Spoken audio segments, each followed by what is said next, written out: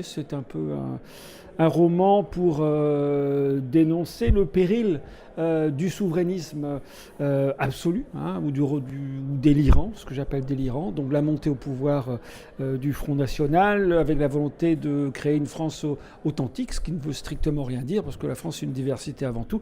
Donc c'est un véritable péril.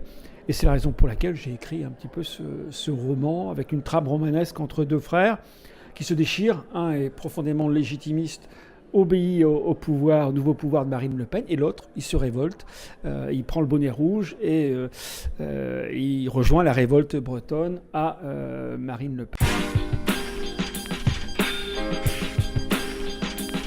Il y a un péril aujourd'hui, je trouve, c'est la montée du souverainisme. Les gens souffrent, la France souffre, on rejette l'Europe maintenant de plus en plus. On croit se replier sur des frontières, mais ça ne sert à rien. On veut bâtir des murs, mais les murs ne servent plus à rien. On a bien vu ce que ça donne les murs. Il faut s'appeler Trump pour penser à des murs, mais c'est fini tout ça. L'Afrique du Sud, l'apartheid c'est terminé. Maintenant, c'est la mondialisation. On est dedans de toute façon. Donc il faut s'adapter, il faut essayer de mettre en place des politiques de régulation. Mais le repli souverainiste, c'est une erreur. Ce serait aggraver encore tous les maux que l'on peut connaître. Le problème de la Bretagne, c'est qu'on a quelque part deux logiques de l'honneur. Une logique du légitimisme, de l'obéissance à tout craint, c'est un des frères Kervegen, et l'autre frère, François, lui, il est plus fantasque d'ailleurs, il épouse la révolte. Mais la révolte, c'est aussi une des logiques de l'honneur en Bretagne. Quand on regarde l'histoire, les Bretons se sont toujours révoltés contre tout et n'importe quoi. C'est assez ahurissant. Donc on a aussi cette logique-là, à la fois modérée, à la fois ouvert et à la fois capable aussi de coups de sang assez extraordinaires. On l'a vu encore avec les bonnets rouges. Il n'y a qu'en Bretagne qu'on peut voir ça ailleurs. Non, et là en Bretagne, il y a un truc qui démarre comme ça. Ça se réfère à notre histoire, c'est un peu dans notre ADN. Donc c'est pas totalement mythique, ça correspond aussi à quelque chose qui pourrait se produire si demain un pouvoir quel qu'il soit dise j'arrive au pouvoir, tout va tellement mal que je détruis toutes les régions, je détruis toutes les langues, cultures, tout ce qui va avec, toute la résilience bretonne, les cultures différentes, tout ça. On détruit tout ça, il n'y a plus qu'une seule culture unicitaire française. Qu'est-ce qui se passerait ? Mais c'était dans le projet de Marine Le Pen, dans le projet et dans toutes les annonces qui ont été faites depuis pas mal d'années. Oui. Il y a une identité bretonne, mais cette identité bretonne-là, elle est aussi assez diverse. On a tous notre Bretagne.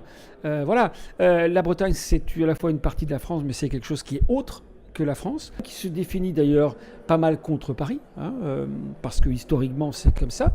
Mais il y a plusieurs sentiments d'appartenance breton, si je puis dire, parce que chacun a sa Bretagne. Alors c'est quoi la Bretagne aujourd'hui ? Parce que c'est pas la loi qui va dire vous êtes breton, vous n'êtes pas breton. Est breton celui qui veut l'être, et de la manière qu'il souhaite.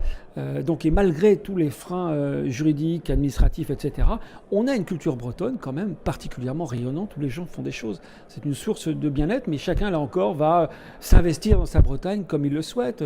Certains, ce sera le terrain politique, d'autres culturel, d'autres historique. Voilà. Et globalement, il y a quelque chose de très très fort qui nous unit. Moi, j'aimerais que ça se retrouve un peu plus dans le droit.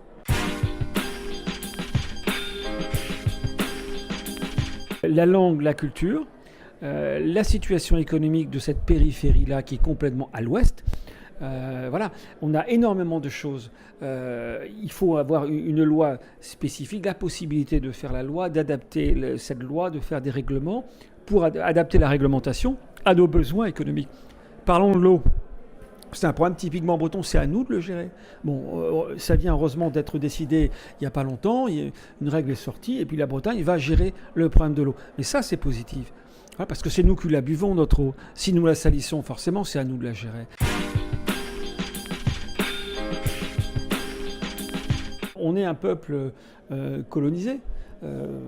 Vaincu par les armes parce qu'on ne pouvait pas résister tout le temps, mais l'opposition entre la Bretagne et la France, ça a toujours été, ou entre les Bretons et les Francs, ça a toujours été, mais depuis 1500 ans, il y a eu des guerres sans arrêt, une volonté de conquête de la part de la France, et puis une volonté de résistance de la part des Bretons, ça a toujours été comme ça.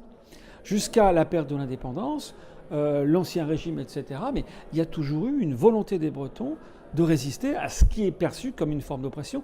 Et aujourd'hui, l'État tentaculaire est toujours perçu comme une forme d'oppression en Bretagne, même si c'est un peu compliqué parce qu'on attend toujours plus de l'État aussi. On est aussi des clients quelque part, mais plus ça va et moins il y aura à moudre, moins il y aura à donner aux différents clients. C'est pour ça qu'il faut que le système change. Je ne suis pas certain du tout que M. Macron ait l'envie de modifier les institutions dans le sens de plus de décentralisation, dans le sens d'une véritable régionalisation, ou de tout simplement faire en sorte que les régions correspondent à la réalité historique. On attend toujours la réunification en Bretagne. Je ne pense pas que ce soit sa préoccupation. Lui, il a son schéma de pensée qui est celui un peu de la social-démocratie et du libéralisme, aussi des énarques, avec une volonté de réformer les choses par le dessus, par la centralité. Moi, je pense que la France se réformera par la base.